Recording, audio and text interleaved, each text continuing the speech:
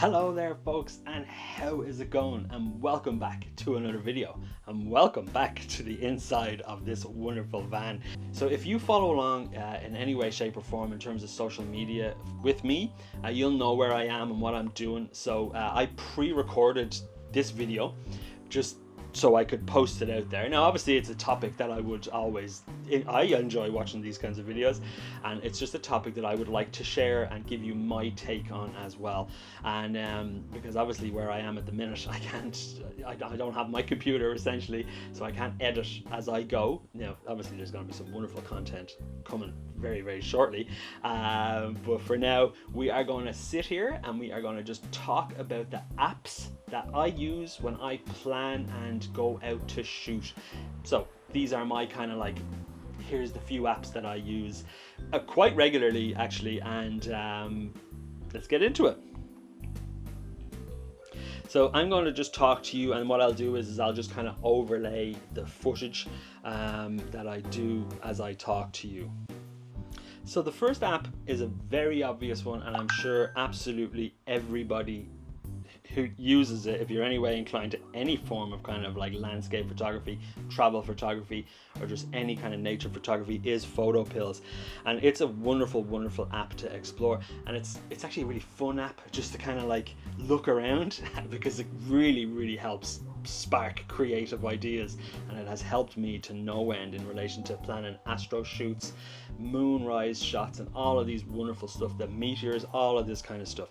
So it's just a very, very simple thing. I'm not going to linger on it too long because you've probably watched a million videos like this, but if you ever wanted to kind of look at how the day progresses in terms of sunrise and sunset times, blue hour times, twilight times, astro kind of times, all of that kind of fun stuff, then PhotoPills is really, really great. Now the planner app part of this app is really where it excels as far as I'm concerned, because it really gives you a good opportunity to be able to plan where you want to be for a specific time. So if there's like a meteor shower happening, you can work around that, and you can set it to show the meteor direction, all of that kind of fun stuff.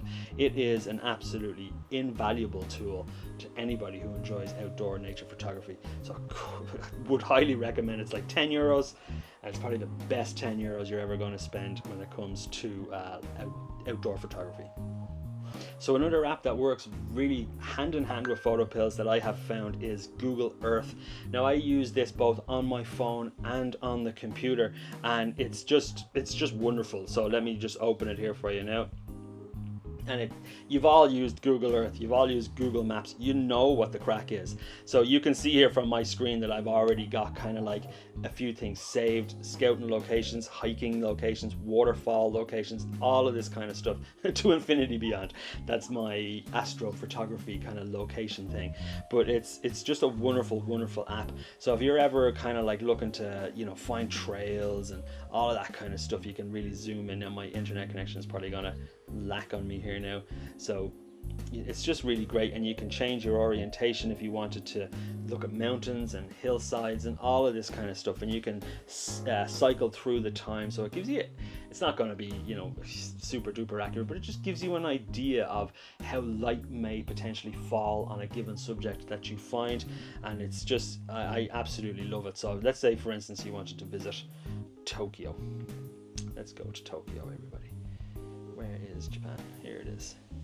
So now one of the wonderful things about it is they have this like 3D kind of thing. So if you go and like find a really, really nice building like you can in Tokyo for instance, it actually gives you these wonderful 3D perspectives. And it's like, for me, growing up I was born in 1982, and like growing up in the the 80s and into the 90s and stuff, you'd see this kind of thing in a movie and you'd be like, oh my god, that's so futuristic. I'm zooming in on buildings and I'm zipping around the place.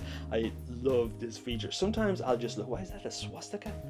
Sometimes I just love just zooming around the place. It just gives you a wonderful help when it comes to like igniting that little creative spark that ultimately then brings you out with your camera. Wonderful, wonderful tool. So the next app that I use is a weather app. Now, there are many different weather apps out there, and I would highly, highly recommend that you play around with one that feels comfortable for you. But the one that I predominantly use is called Weather and Radar, and I just really, really like this for its accuracy. For me, it seems to have, there's one called AccuWeather, which kind of says it in the name. I have played around with that. I really like windy, but again, for me, this Weather and Radar one has just been the one that I've found the UI has been the best with. And it also helps me kind of like just be a bit more, this is how it's going to be in terms of weather patterns. And for me, I just prefer it, and that's simple as that. And it's a really, really fantastic app. Now you can see where I am right here in the middle of Portugal. It's pretty warm. Well, by my standards, 25 degrees, it's pretty warm. I'm standing in a metal box. But if you wanted to, say, for instance, go out to Peniche, and you wanted to see how the weather was going to be out there in Peniche, it just gives you an idea of the hours and the tomorrow and the next day and so on and so forth. So absolutely highly recommend Weather and Radar for sure. So another one that I used to use all the time, the app, was Clear Outside, and this is a wonderful resource if you enjoy astrophotography. And again, like Weather and Radar, this has time and time and again proven to be very accurate for me, which is really, really great. But for some reason, the app doesn't seem to ever want to work for me. Every time I try to download it, it just tells me it's not compatible with my phone, which is very strange. So I don't understand why it's saying that. So hopefully they update. I have a Google Pixel, so it's nice, an older one as well. So hopefully at some point they might be able to update that. What I can do though is I'll show you a little bit of B-roll on the computer at least, and that way then you can have an idea of how it works. It's a very simple, clean interface that just makes it very easy for you to be able to see whether there's going to be any clouds or if it is indeed going to be clear outside. So another app that I use quite a lot is Tide Chart. Now I do, as many of you know, enjoy a lot of seascape photography, which I really, really love.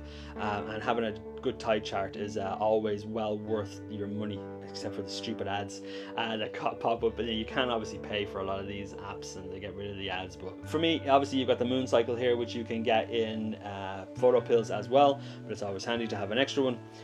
It's always good to know what way the tides are turning, what times they're happening at, just for your own safety first and foremost, and then in relation to the subject that you want to photograph, knowing what way the tide is coming in and out obviously then really, really helps you as well when it comes to seascape photography. So wonderful, wonderful resource to have a good tide chart for sure. So another wonderful app that I use and I find is a very kind of unsung hero in relation to landscape photography and outdoor photography, or just indeed enjoyment of nature and the outdoors, is All Trails.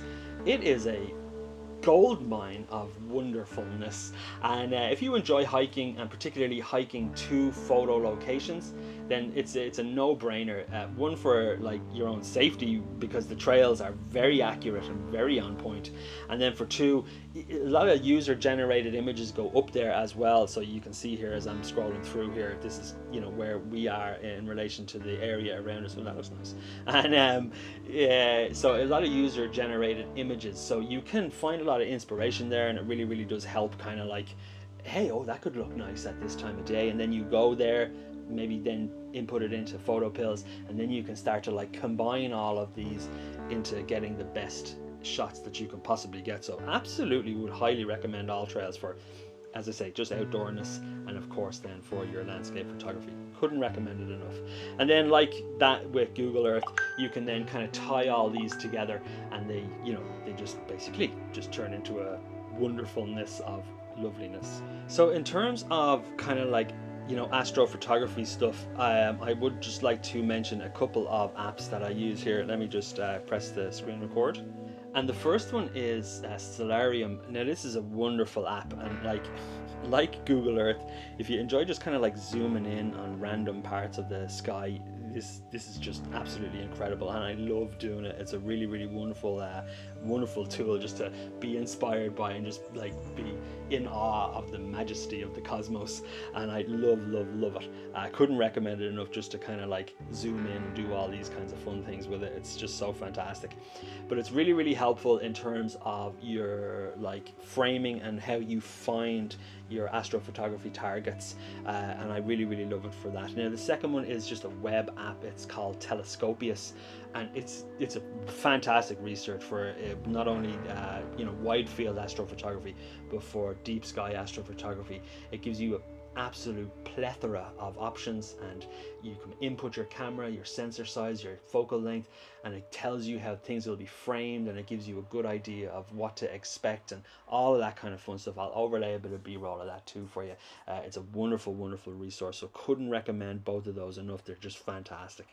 So I have Lightroom on my phone as well. I don't tend to use it a huge amount, but sometimes, just sometimes, I like to get a bit of a preview on how things have turned out, and I use Lightroom on my phone to do that as well. Now you can see here don't have a huge amount of images in there. That's my man, or who's that dog? Oh, that's a dog we were looking after. And this is, whose dog is that? That's that same dog. So, lots of dogs. And then like I've got like water. So that's an idea of the kind of image that I would have edited just very briefly. Say if Orla was driving, for instance, I was like, oh, I really want to see how that one turned out. Then that's kind of, I just do it in there just on the phone, and I kind of connect the camera to the phone and just transfer the files. But another really helpful app is Keep. And I really love Keep. I think it's a wonderful place to store all your information. I do a lot of the kind of writing that for the Instagram posts that I do, I put them all in here, and I basically just keep it all in there. And it's great. And Orla and I can share it. So if you have a shopping list, and if I go to the shops, she's like, well, you get rashers, and then she can add rashers to the list, and I'll see it coming up.